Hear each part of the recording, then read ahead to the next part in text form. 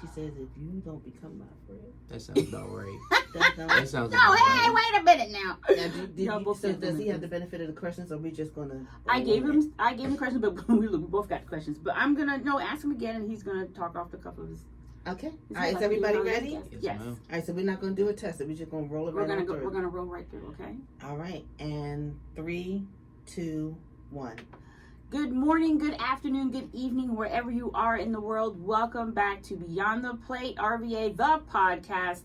I am your host, Rebekah Pierce. I am your chief bakeologist at Maggie's Cupcake Cafe, which is one of the producers of the show, as well as RLP Productions. This is the company that I founded several years ago to, again, give voice to Black and brown people in media. And today I'm excited to have a fantastic guest on the show.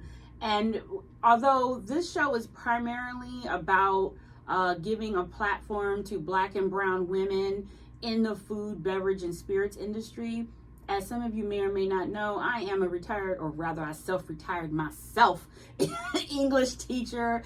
And whenever I have students who are willing to share their dreams with me, and if I feel like I can help them in any way achieve that dream, I'm going to do that. And so I have brought with me one of my former students.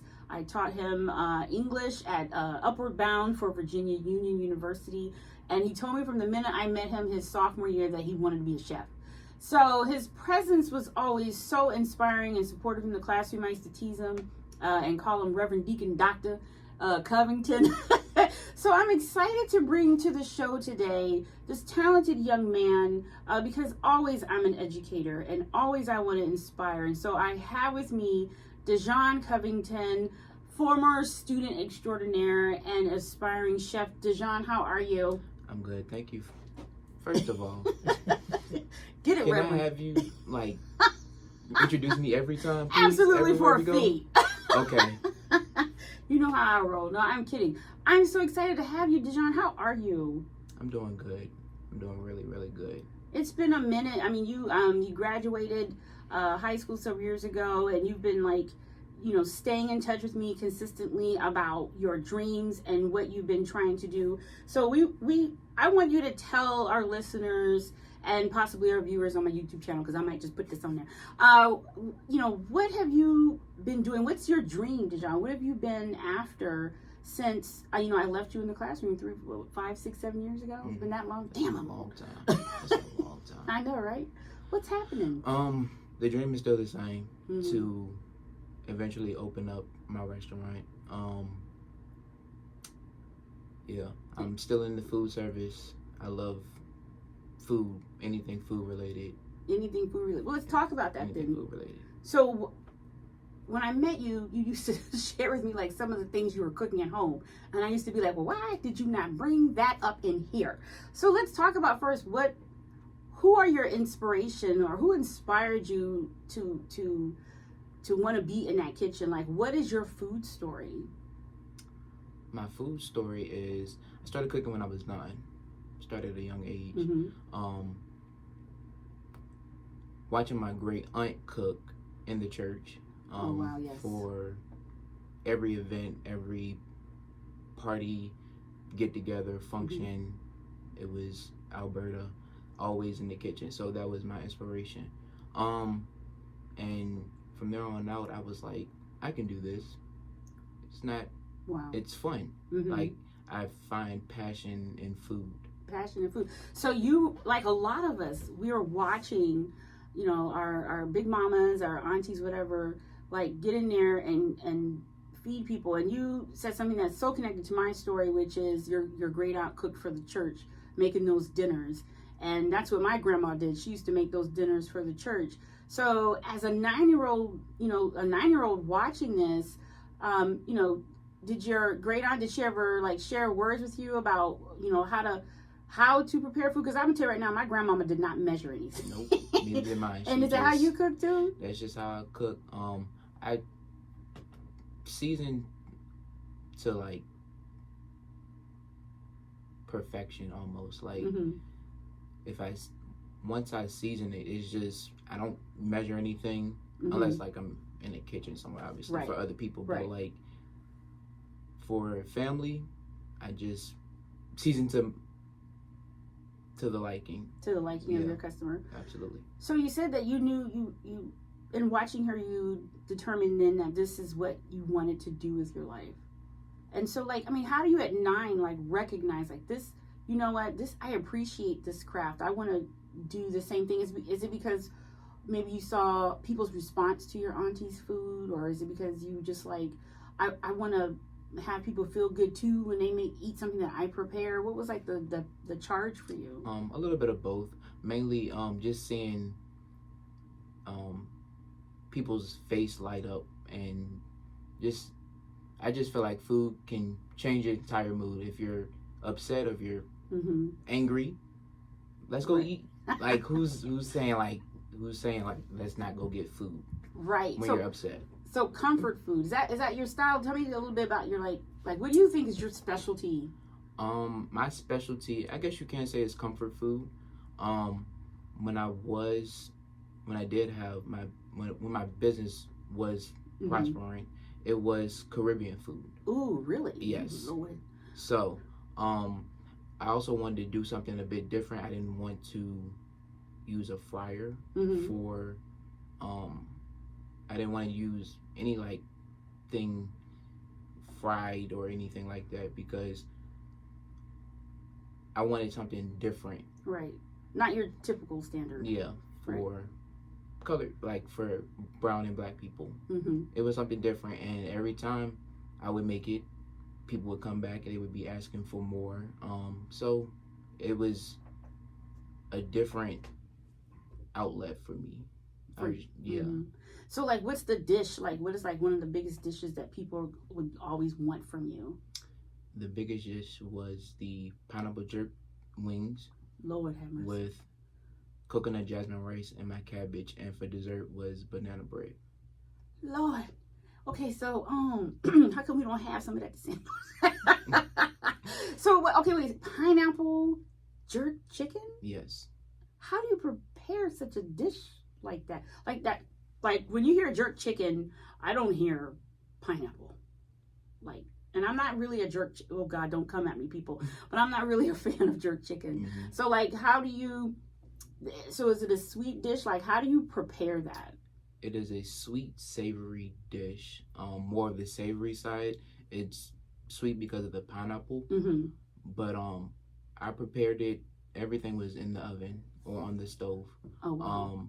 And to get the chicken crispy, I use baking powder and seasoning. So the Caribbean seasoning you can think of, cumin, paprika, anything that you can think of. And you make all this from scratch? Everything from scratch. Even the banana bread? Even the banana bread. I am Lord. mashing those bananas, those brown bananas, and I'm mashing them, and I'm whipping them up. Oh my Everything goodness. is from scratch. I love that. I mean, and that's the thing. So, I mean, you're a young man. You're like, what, 22, 23 years old? Yes, I'll be 23 next month. Oh, my Lord. And see, my son's right behind you. You'll be 22 next month. So just, I mean, to get your vocation early and to really invest in, this is my dream, this is what I want to do. What are some other things that you do to like help you learn? Do you watch food videos? Do you just experiment with food? You go, like me in the baking, I have some of my grandmama's recipes that I've tweaked. Like how does DeJohn like up his game when he's thinking about dishes that he wants to prepare in non-traditional ways? Non-traditional ways is, everything is, I don't have any recipes. You don't have no recipes? I don't have any recipes. Wow. Memory? Yeah. Oh, you're so young. The memory is intact. So the memory isn't for now. Yeah.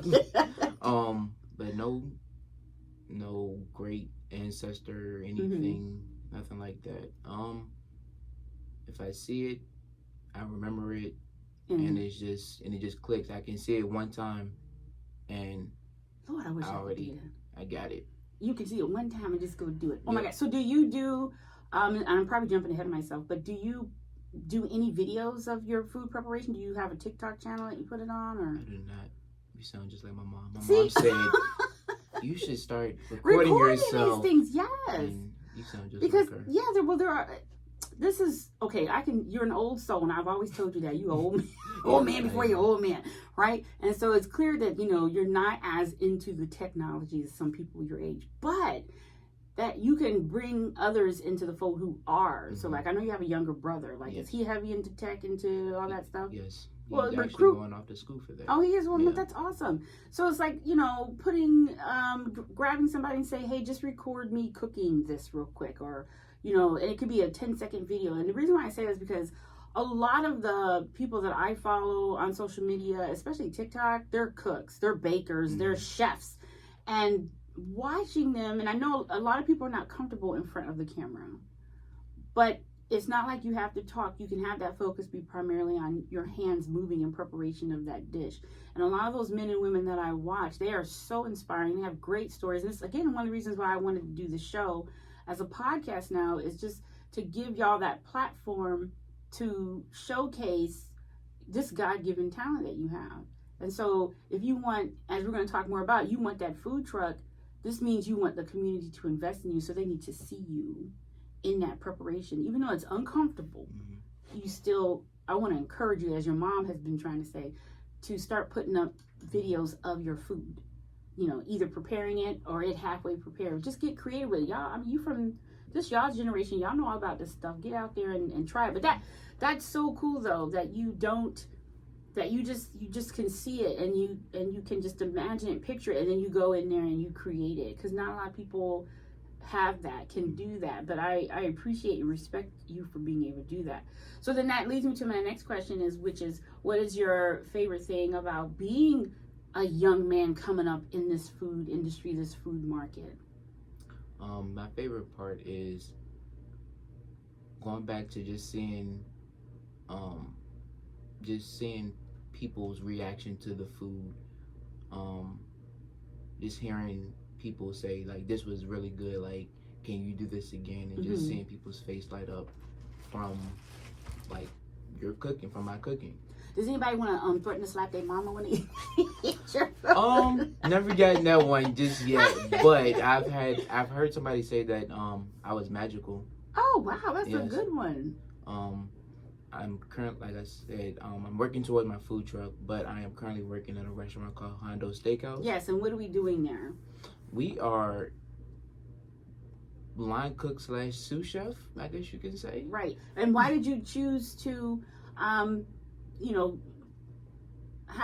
this experience working on the food line as a sous chef? What was it that, did you say, I need this extra experience, I want to know more, or how would you go into Hondo's?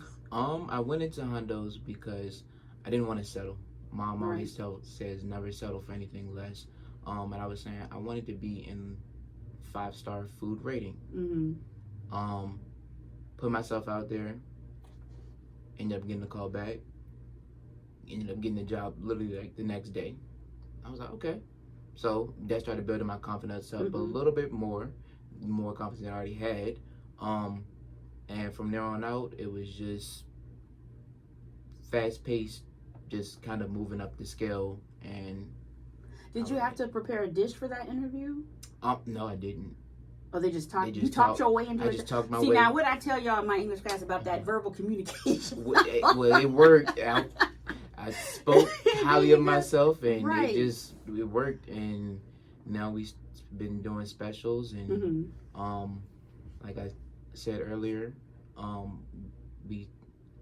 been doing a Parmesan crusted halibut with fried Brussels sprouts. Ooh, with bacon and a heavy cream risotto. Ooh, cream risotto, Lord have mercy. Made that one night, and it was a table that was like, "Can we speak to the chef, please?" Aww.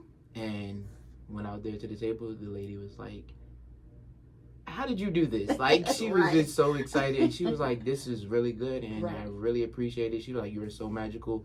She said, "Can I please have your hands?" Oh wow, that's a huge compliment. They went your hands. Yes, I was like, right. I was just humble, and I said I appreciate that, really thank you. And she asked me how did I prepare the Brussels sprouts, and I shared, and that was that. So might there be a cookbook in your future? Okay, I'm not gonna go that far. It's actually coming to be There determined. you go, right there, cookbook. I love that. So in this restaurant experience, like, what's the one or two big things that you're learning that you were not aware of, or that you feel is going to actually make you a better chef down the line? Never stop learning. Always lifelong, and I tell y'all that too. Be a lifelong learner. Yes. Right. If you feel like your cap is done learning, then working in the kitchen is not for you, because there's always, Mm-hmm. or in general, there's always more to learn. When you wake up, learn something. There's always Right. something to learn. Mm-hmm. And the second thing be to have fun. I like that. Never be too serious all the time. Right. Like, if this is your craft, whatever it is you do, Mm-hmm. make it fun.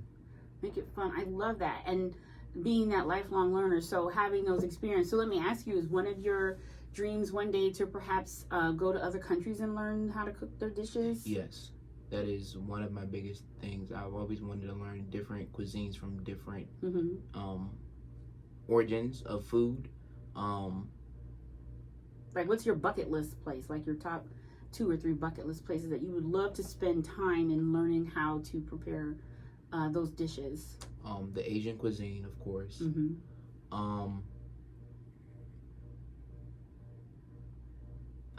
Let's see. Another place that I I threw him on said that one. was even though I did Caribbean food, I really would like to learn the actual Caribbean technique and everything of that sort. Mm-hmm. And then We have to really think about that. yeah.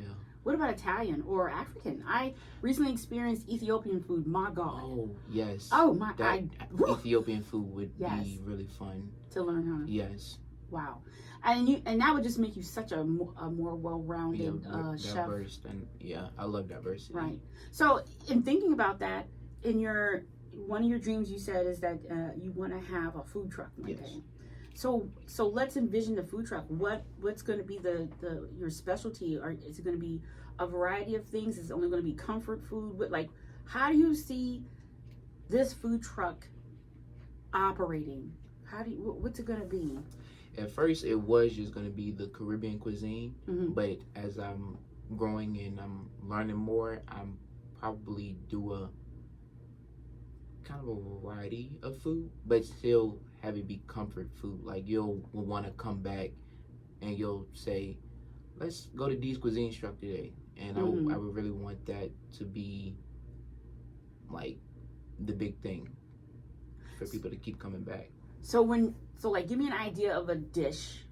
Cause I don't know, when you was talking, all I heard was baked macaroni and cheese. That's all I heard. All I can picture, because to me, when I hear comfort food, that's like one of the things I go to. So like a baked macaroni and cheese with one of the things I've talked to a friend of mine about, a fellow chef about, lobster mac and cheese or a sausage mac and cheese. Like, when I think comfort food, that's one of the main dishes that I think about, but I see so many people trying to elevate it and add all kinds of crazy stuff to it that I'm not necessarily a fan of. But again, is this the kind of food truck that when someone hears D's truck, they're thinking that kind of food, but maybe with a twist? Yes, most definitely a twist.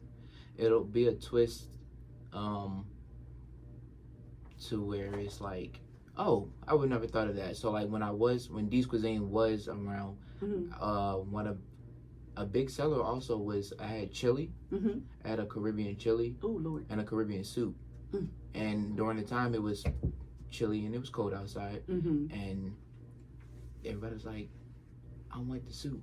What's in the soup? I'm a foodie. Yeah. What's in the soup? So it was red beans, corn. I also black beans. It was cilantro. My seasonings were salt, pepper, cumin, paprika. And I can't tell my other seasonings. Okay, well, yeah. It's proprietary. Yes, but it was soothing and comforting. It was soothing people. and comforting, and everybody loved it. Was it a side of cornbread? It was. Or hoe cakes, what y'all call them? I didn't do cornbread. I did Hawaiian rolls. Hawaiian rolls. Yes. Well, I'm gonna encourage you to put some cornbread up in there. Yes, Everybody loves a good cornbread with some chili or some Absolutely. soup. I'm just saying. Okay, so the food truck then. I mean, how? So in dreaming about your future, and I want to encourage you to say when you had D's Cuisine, you still have it. Mm-hmm. So you're just restructuring it. It's in a rebranding phase, right? So as we think about that, as you're learning and gathering more skills, working at the restaurant, and really creating unique menus, which I absolutely love. Where do you, or how long are you going? I'm not trying to put you out there, but really just think about this. Where do you see yourself in 2 to 3 years? Are you in the food truck? Do you have several food trucks? Like, are you out of the restaurant? Where are you at in 2 to 3 years? Where would you like to be? 2 to 3 years, I would see myself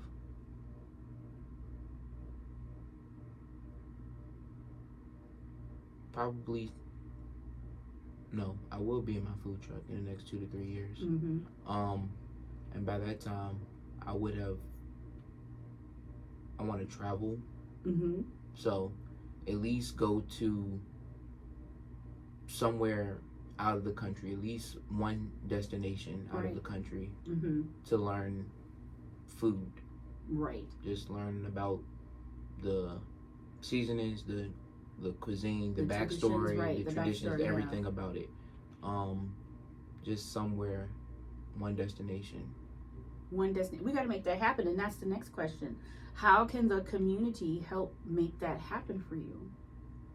Get the food truck and get the chance to travel to one of your bucket list places and have that experience for a week or two, like really immersing yourself in that food culture. What do you need from the community, from your customers, to help you make that come true?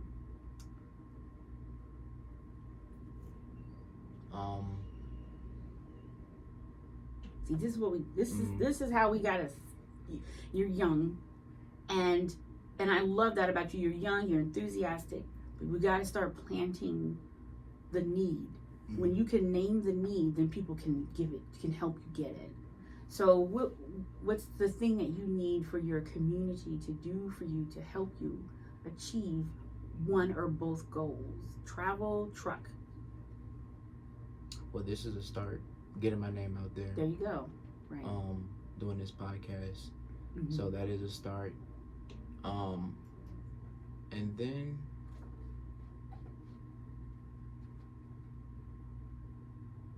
sending resources, pay for a trip. Hey, if you would like to pay for a trip, I'm not gonna turn down a free trip. There are people out there who know people who have programs that you can maybe apply to that would allow you to study abroad.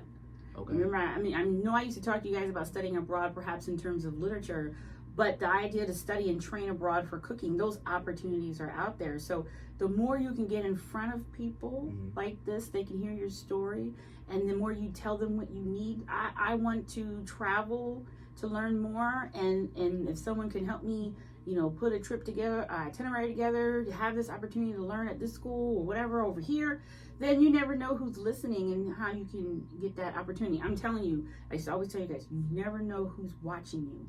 And the more that you're able to clearly articulate your story, your need, you just never know what that next phone call will be, right? Absolutely. So think about that. And those who are listening, see, a food truck is expensive, right? Have you looked into the type of food truck you'll need? I was thinking about getting a bus and converting to a food truck. Ooh.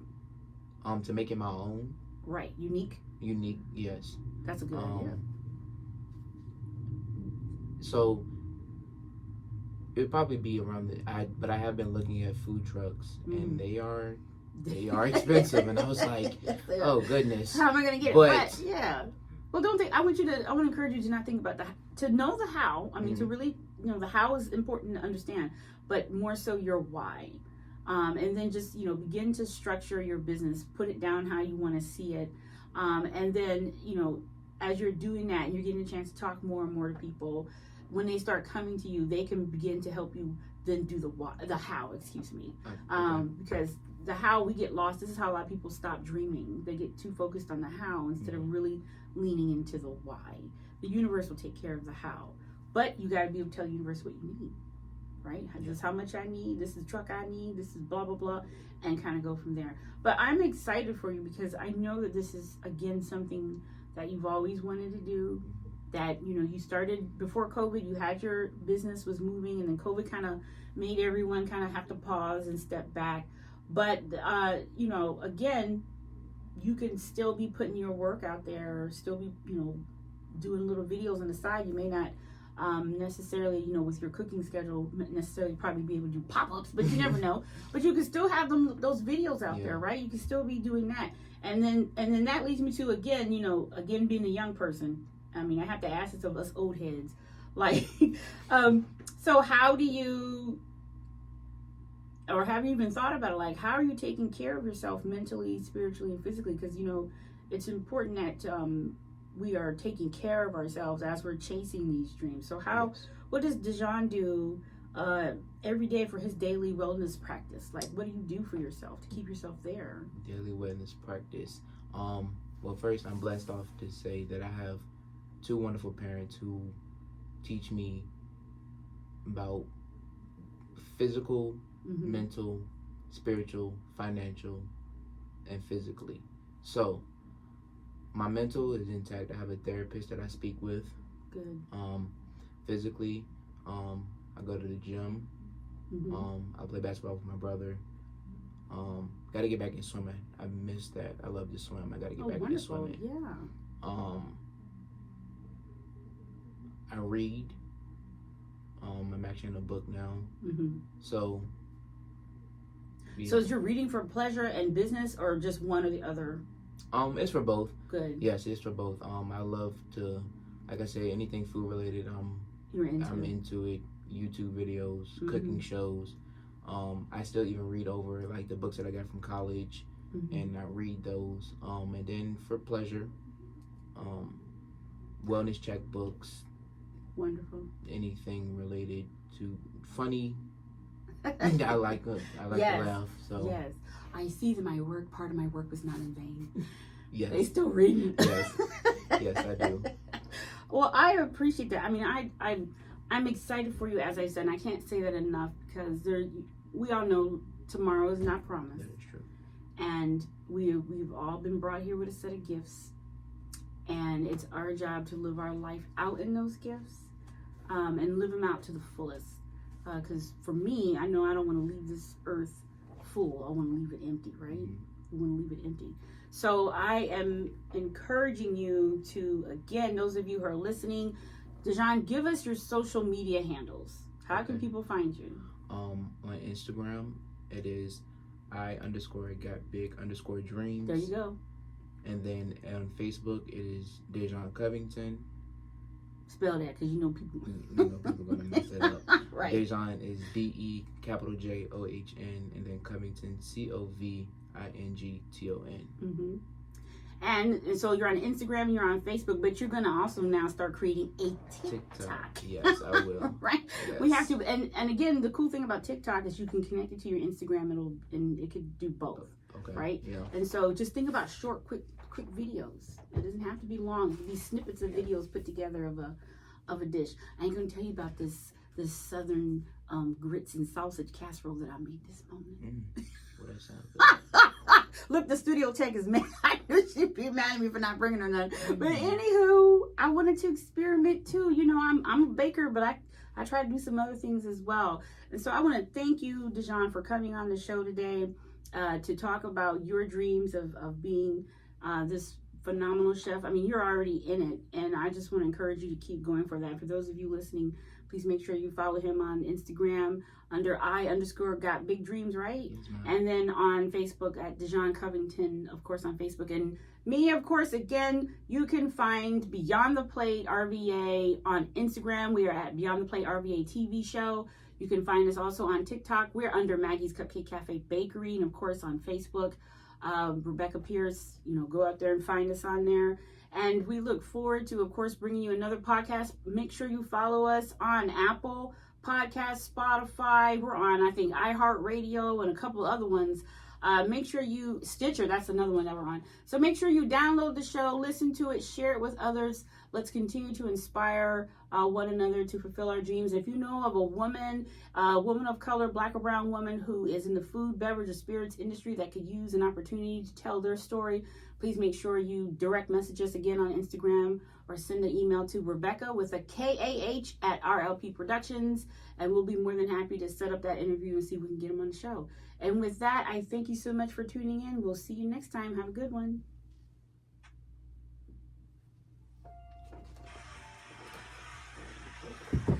Bye.